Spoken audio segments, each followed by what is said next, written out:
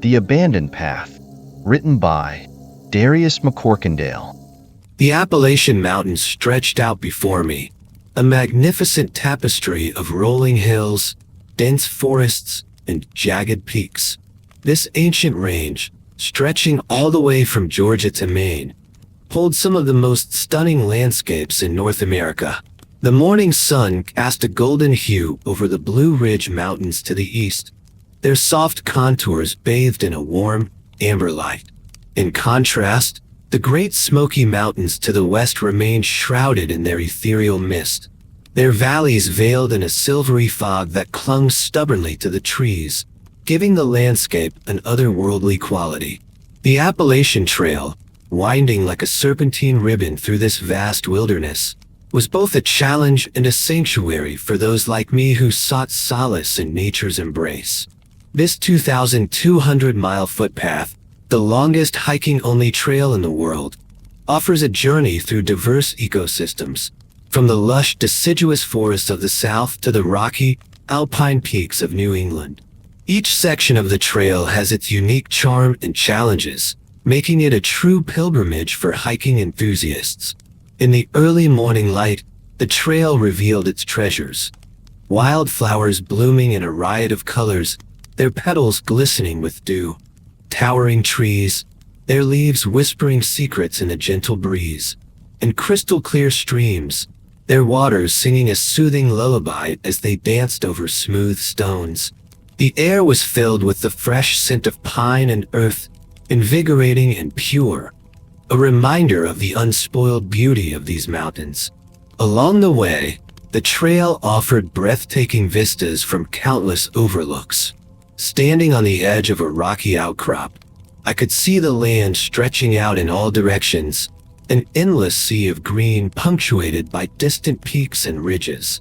The sense of scale was humbling, each panoramic view a testimony to the grandeur of the natural world. The Appalachian Trail also meandered through quaint, historic towns that seemed frozen in time, where friendly locals welcomed weary hikers with warm hospitality and tales of the trail. Shelters and campsites dotted the path, providing a place for rest and camaraderie among fellow adventurers.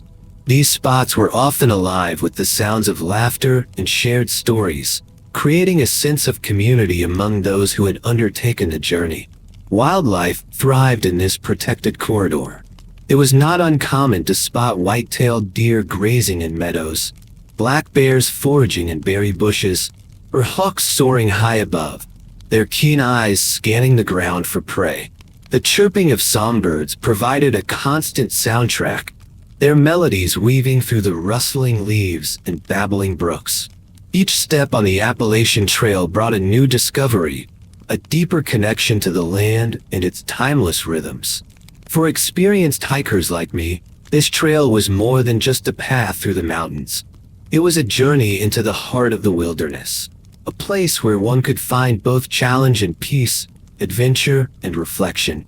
Here, amid the ancient peaks and verdant valleys, the soul found its true sanctuary.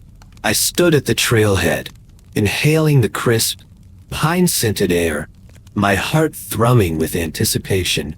As an experienced hiker, I had traversed many of the world's most renowned trails, but there was something uniquely captivating about the Appalachians. Honestly, their rugged beauty and storied history called to me in a way few places could. Today, I was setting out on a path less traveled, a forgotten spur of the Maine Trail, rumored to be abandoned and wild. It was precisely the kind of adventure I craved. With my backpack securely fastened and my hiking boots laced tight, I felt a surge of confidence. Years of preparation and countless miles of hiking had honed my skills and instincts. I was ready for whatever lay ahead, eager to lose myself in the untouched splendor of these ancient mountains. The trail I had chosen was known to be challenging, but that only fueled my determination.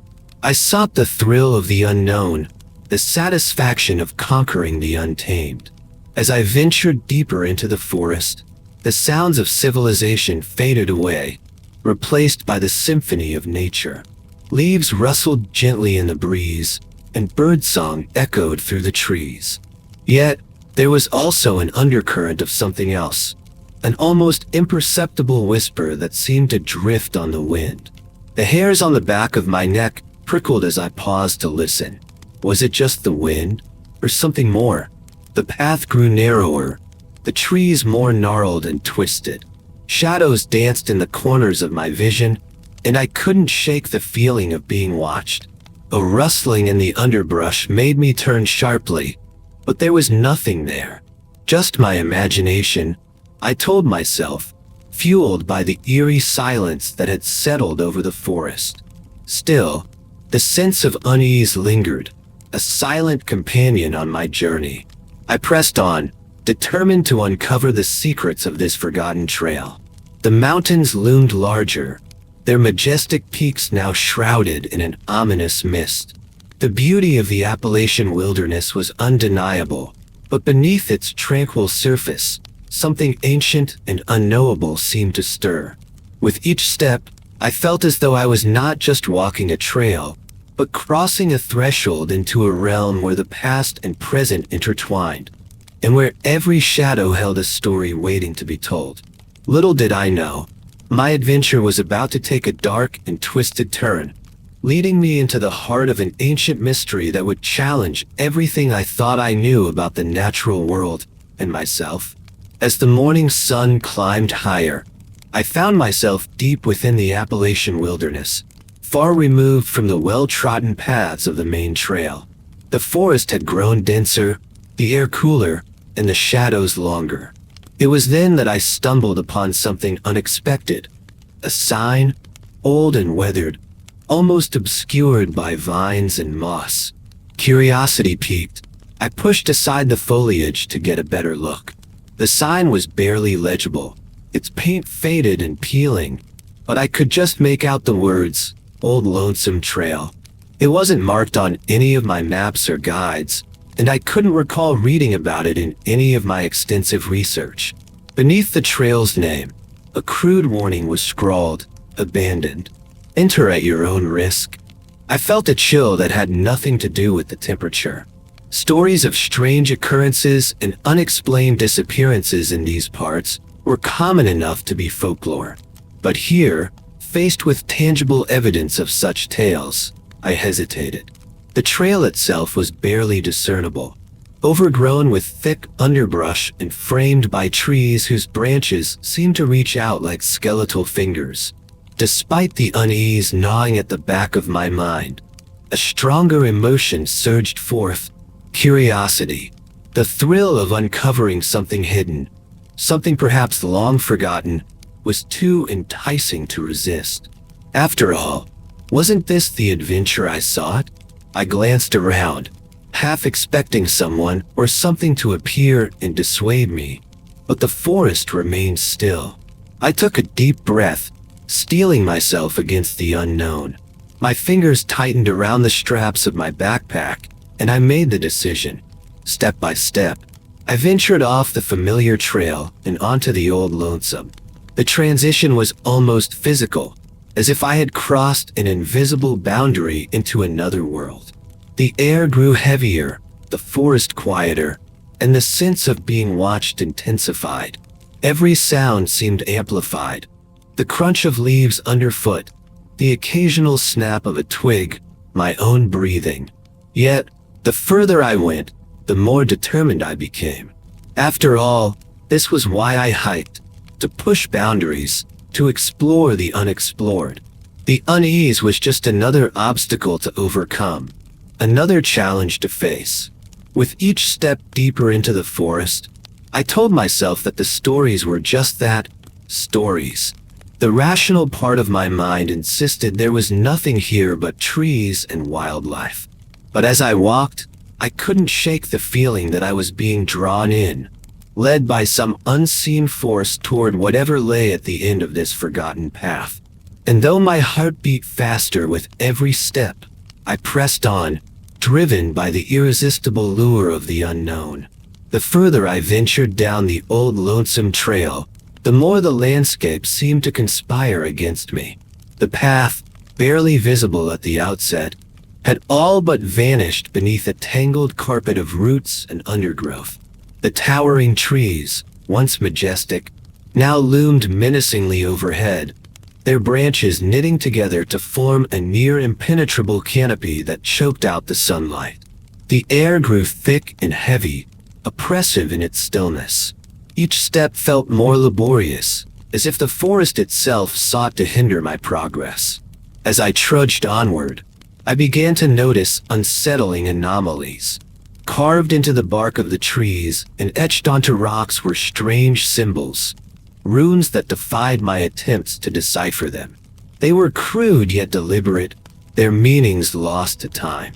The presence of these markings felt malevolent, as if they were wards or warnings left by those who had come before me. I paused to examine one particularly intricate symbol, running my fingers over the rough grooves, when the forest felt eerily silent. The absence of wildlife was profoundly disquieting. The chirping of birds, the rustle of small animals in the underbrush, gone. Instead, an unnatural hush enveloped the woods, broken only by the sound of my own breath and the pounding of my heart. I strained to hear something, anything, but the silence pressed in around me, thick and suffocating. Then, the whispers began. At first, they were faint, barely audible over the crunch of leaves beneath my boots. But gradually, they grew louder, more insistent. Disembodied voices carried on the wind, murmuring in an unintelligible language. I spun around, searching for the source, but saw nothing. Shadows flitted at the edge of my vision, quick and elusive. Every time I turned, they vanished, leaving only the whispering in their wake. The weather, too, seemed to conspire against me. A dense fog rolled in, reducing visibility to mere feet. The temperature plummeted, the sudden chill biting through my layers. I shivered, not just from the cold, but from the growing realization that I was not alone on this trail. The forest, it seemed, was alive with the presence, something ancient and hostile. My resolve wavered, but my curiosity pushed me onward. It was then that I stumbled upon the remnants of a previous hiker's camp. The sight stopped me in my tracks. The campsite was a ruin, tent collapsed, belongings scattered, and a fire pit long cold. Among the debris, I found a journal, its pages yellowed and brittle with age. I sat on a fallen log, carefully turning the pages. The entries were a chilling mirror of my own experiences. Strange symbols, eerie silences, whispers in the wind. The writer detailed a growing sense of dread, an awareness of being watched. The final entry was frantic, the handwriting jagged and rushed. I can't ignore it anymore. Something is out here, something old and angry. I can feel its eyes on me, hear its voice in my mind. I tried to leave, but the path, it won't let me go. If you find this, turn back now. Leave before it's too late. Leave, or you'll never leave at all. The warning sent a jolt of fear through me. I looked around, half expecting to see the writer's fate in the shadows. My confidence eroded, replaced by a gnawing terror. I stood, stuffing the journal into my pack. The need to continue warred with the instinct to flee, but my path was set. I had come this far, and I had to see it through, though each step forward now felt like a step into the unknown, a descent into a darkness from which I might never return. I pushed onward, every sense on high alert, aware that whatever lay ahead, it was watching, waiting, and drawing me ever deeper into its grasp. The fog thickened as I pressed forward, each step echoing with the crunch of dead leaves and the snap of brittle twigs. The journal's warning replayed in my mind, relentless drumbeat of dread. My heartbeat quickened, the sensation of being watched growing stronger with every passing moment. I could feel it, a malevolent presence, unseen but undeniably there, lurking just out of sight. My breaths came shallow and fast, and I forced myself to stop and listen. The whispers had ceased, replaced by a suffocating silence. But within that silence, there was something else, a feeling, almost a vibration, of something alive and ancient, watching my every move. My skin prickled with the awareness of it, and the forest, once a sanctuary, now felt like a prison. A sudden rustle behind me shattered the silence. I spun around, eyes wide, but saw only the mist-shrouded trees. The feeling of being hunted became overwhelming, an electric charge in the air that set my nerves on edge. Panic surged, and instinct took over. I had to get out. I had to leave this cursed trail and return to the safety of the main path. I turned back the way I had come, quickening my pace. But the forest seemed to conspire against me. The trail, which had been difficult to follow but still discernible, now seemed to shift and twist. Landmarks I had noted earlier, distinctive trees, a cluster of rocks, were nowhere to be seen. It was as if the forest itself was rearranging, closing in around me, trapping me in its tangled depths. Desperation clawed at my throat. I forced myself to focus, to remember the path I had taken. But every turn led to more confusion. The landscape an unrecognizable maze of shadows and fog. My sense of direction evaporated, replaced by a disorienting fear that gnawed at my sanity. I stumbled, my foot catching on an unseen root, and fell hard to the ground. Pain shot through my ankle, but I scrambled up, adrenaline numbing the worst of it. I had to keep moving, had to find a way out. But the path was gone, swallowed by the ever-encroaching forest. Tears of frustration and fear blurred my vision. I was trapped, caught in a nightmare with no escape. The realization hit me like a physical blow. I was not alone, and whatever was out there was toying with me, leading me deeper into its lair.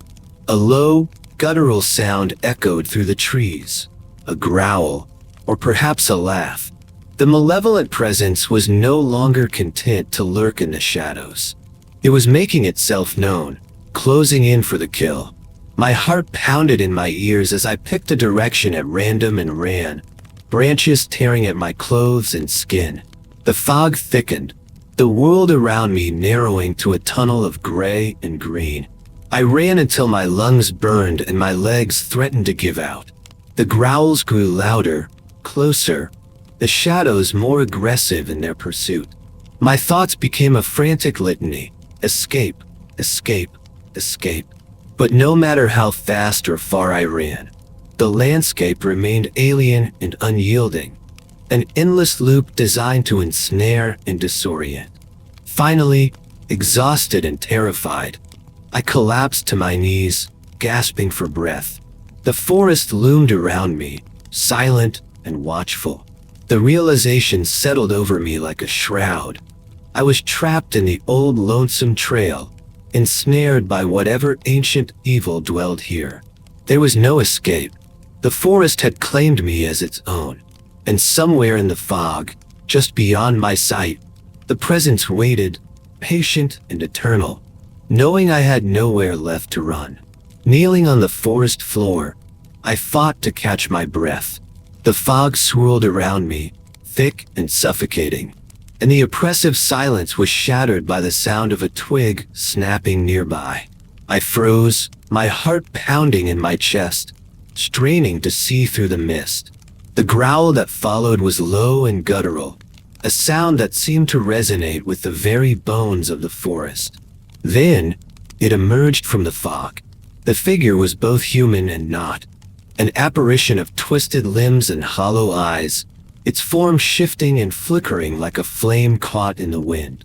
It was as if the forest had manifested its anger and despair into a tangible, terrifying entity. The air around it crackled with malevolent energy, and its eyes, black as the void, locked onto mine with a predatory gleam. I scrambled to my feet, my mind screaming at me to run. The apparition lunged, and I bolted, my legs fueled by sheer terror. The forest became a blur as I crashed through the underbrush, the creature's growls and whispers close behind. Every muscle in my body burned, but I forced myself to keep going, driven by a primal instinct to survive. Branches clawed at my face and arms, the ground uneven and treacherous beneath my feet. I stumbled, nearly falling, but managed to keep my balance. The creature was relentless, its presence an unyielding shadow that seemed to close the distance with every step. My lungs screamed for air, and my mind raced for a plan, any plan, to escape this nightmare. Desperation sharpened my focus. My hand brushed against the hilt of my hunting knife, and I drew it, the cold metal a reassuring weight in my palm. Ahead, I spotted a fallen tree, its massive trunk creating a narrow passage. I dashed towards it, squeezing through the gap just as the creature lunged, its clawed hand swiping mere inches from my back. I turned to face it, knife raised, my breath ragged and my heart hammering in my chest. The apparition halted, its form shifting and flickering, its hollow eyes burning with a dark intelligence.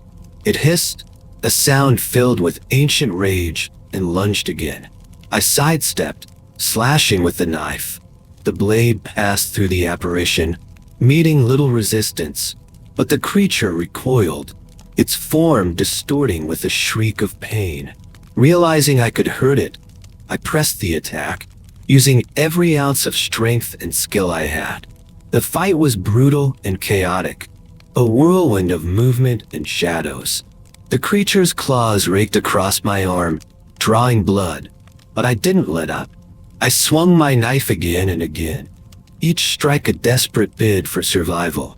With a final, determined effort, I lashed out, driving the blade deep into the apparition's core. It let out a deafening scream, a sound that seemed to shake the very trees. The creature convulsed, its form unraveling, the darkness dissipating like smoke in the wind. For a moment, the forest was plunged into an eerie silence, and then the apparition was gone, leaving nothing but the heavy, dense fog. I collapsed to the ground, every part of my body trembling with exhaustion and pain. Blood trickled from the gashes on my arm, and my breath came in ragged gasps.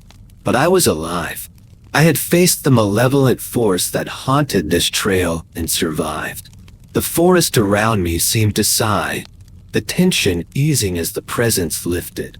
The fog began to thin, the oppressive atmosphere gradually lifting. I looked around, half expecting the creature to reappear, but the woods remained still. The Old Lonesome Trail was silent once more, the malevolence that had lurked within it vanquished, at least for now. With great effort, I forced myself to stand, wincing at the pain in my arm. I had to keep moving, to find my way back to the main trail and out of this cursed forest. As I began to walk, the path seemed clearer, more defined, as if the forest itself was guiding me to safety. But I couldn't shake the feeling that I was being watched, that the ancient darkness of the Appalachian wilderness was still aware of me. The forest held many secrets, and while I had survived this encounter, I knew the malevolent force that dwelled here was far from gone. And so, with every step, I remained vigilant, knowing that in these ancient woods, the line between reality and nightmare was perilously thin. The fog continued to lift as I trudged forward, each step more confident than the last. The path, once treacherous and obscured, now seemed almost welcoming. The forest had ceased its hostile whispering, the shadows retreating as if conceding defeat. Still, my nerves were frayed, and I remained hyper-aware of my surroundings, half expecting another attack. Eventually, I spotted a structure through the thinning mist, an old, abandoned cabin, its wooden frame weathered and sagging. Relief washed over me. I approached cautiously, every sense on high alert, but the cabin seemed deserted, a relic of a bygone era reclaimed by the forest. I pushed open the creaking door and stepped inside. the musty air heavy with the scent of decay and neglect. The cabin provided a semblance of safety, its solid walls a welcome barrier against the malevolent forest. I dropped my pack and set about tending to my wounds, using the first aid kit I always carried.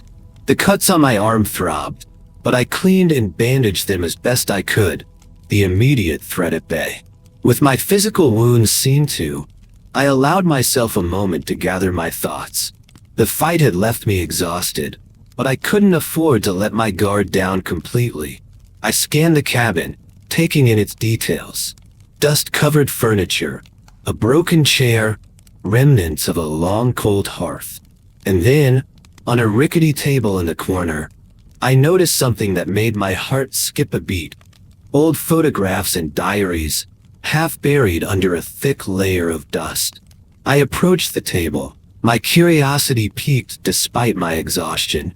The photographs were yellowed with age, depicting people who had once called this place home. There were images of hikers, much like myself, smiling and full of life, oblivious to the dark fate that awaited them. As I flipped through the photographs, a sense of foreboding grew. The faces seemed familiar, echoing the fear and desperation I had seen in the journal I had found earlier. I turned to the diaries, opening the first with trembling hands. The entries were similar to those in the journal I had found at the abandoned campsite, filled with accounts of strange symbols, eerie silences, and the feeling of being watched. The final entries were always frantic, the handwriting erratic, detailing encounters with the same malevolent force I had faced. One particular diary stood out, its leather cover worn but intact. The entries were detailed, written by someone who had clearly spent a long time in these woods. The writer spoke of a dark history tied to the land, a curse that had claimed countless lives over the centuries. They described the entity that haunted the forest, an ancient spirit born of pain and rage, bound to the land by blood and sorrow. The writer had sought to understand the curse, to break it, but their final entry was a grim acknowledgement of failure. The darkness here is beyond comprehension, an ancient malevolence that feeds on fear and despair. I have tried to leave, but the forest will not let me go. It twists and turns, trapping all who dare to venture too deep. To those who find this, know that the forest is alive with an ancient evil. It watches, it waits, and it will claim you if you are not careful. Leave while you can, or be prepared to face the darkness within. The revelation sent a chill down my spine. I was not the first to encounter this horror, and I might not be the last. The cabin, once a refuge, now felt like a tomb, the weight of its history pressing down on me. I knew I couldn't stay here. The forest might have relented for now, but the darkness was ever present, waiting for the right moment to strike again. I packed up the photographs and diaries, tucking them into my backpack. They were proof of what I had faced, evidence of the terror that lurked in these woods. With my wounds tended and my resolve steeled, I prepared to leave the cabin. I had survived the night, but I needed to find my way back to the main trail, to safety, and out of this accursed forest. As I stepped out of the cabin, the forest was eerily quiet, the fog now a distant memory. The path ahead was uncertain, but I moved forward with determination. I had faced the darkness and lived to tell the tale. Now, I had to ensure that I escaped its grasp for good. The first light of dawn filtered through the trees, casting long shadows across the forest floor. The darkness that had clung to the night seemed to lift, replaced by the soft glow of morning. I felt a surge of relief, believing I had survived the worst. The old cabin behind me was a witness to my ordeal, a temporary refuge from the nightmare I had endured. I adjusted my backpack, ensuring the photographs and diaries were securely stowed. They were my evidence, my proof of the malevolent force that haunted these woods. With a deep breath, I set out, determined to find my way back to the main trail and leave this cursed forest behind. The path seemed clearer in the morning light, less threatening. I moved with purpose, each step taking me further from the horrors of the night. The forest, now bathed in sunlight, appeared almost normal, the shadows that had once loomed ominously now receding into the background. Birds began to chirp, their songs a welcome contrast to the eerie silence of the night before. But as I walked, a nagging doubt began to creep into my mind. The landmarks looked familiar, too familiar. A distinctive gnarled tree, a cluster of moss-covered rocks. Each seemed to repeat itself in an unsettling pattern. My pace quickened, driven by a growing sense of unease. I tried to shake off the feeling, attributing it to exhaustion and fear, but the forest had other plans. The sun climbed higher, casting dappled light on the trail ahead. My confidence wavered as I noticed the path becoming increasingly familiar. Panic set in when I saw it. The old, weathered signpost, half obscured by vines and moss. Old Lonesome Trail, it read, just as it had the day before. My heart sank, the realization hitting me like a punch to the gut. I stood frozen, staring at the signpost, the full horror of my situation dawning on me. The forest had led me in a circle, back to where it all began. The feeling of being watched returned, a sinister presence lurking just beyond the edge of my vision. The malevolent force had never truly let me go. It had toyed with me, allowing me a fleeting sense of hope only to crush it in an instant. Desperation clawed at my throat. I spun around, looking for any sign of a different path, a way out. But the forest remained unchanged, the trees and underbrush forming an impenetrable barrier. The oppressive atmosphere returned, the whispers starting anew, carried on the wind like a cruel taunt. I was trapped, caught in a supernatural loop with no escape. The realization settled over me, cold and final. The forest had claimed me as its own, just as it had with the hikers before me. The Old Lonesome Trail was not just a path but a prison, and I was its latest inmate. With a sinking heart, I understood that I was doomed to face the horror again. The forest would not let me leave. It would continue to twist and shift, leading me in endless circles until I succumbed to the darkness within. The dawn's light, once a beacon of hope, now felt like a cruel joke. As I stood there, the forest around me seemed to close in, the shadows lengthening despite the rising sun. The ancient, malevolent presence watched, waiting for me to make my next move. I tightened my grip on my backpack, the photographs and diaries a heavy burden, knowing that my struggle was far from over. With no other choice, I took a deep breath and stepped forward, the Old Lonesome Trail stretching out before me. The forest had won this round, but I would continue to fight, to seek a way out of this endless nightmare. As I walked, the whispers grew louder, the shadows deeper, and the realization that I might never escape became an ever-present weight on my soul. Thanks for watching. Please like, share, and subscribe to listen to similar stories in future.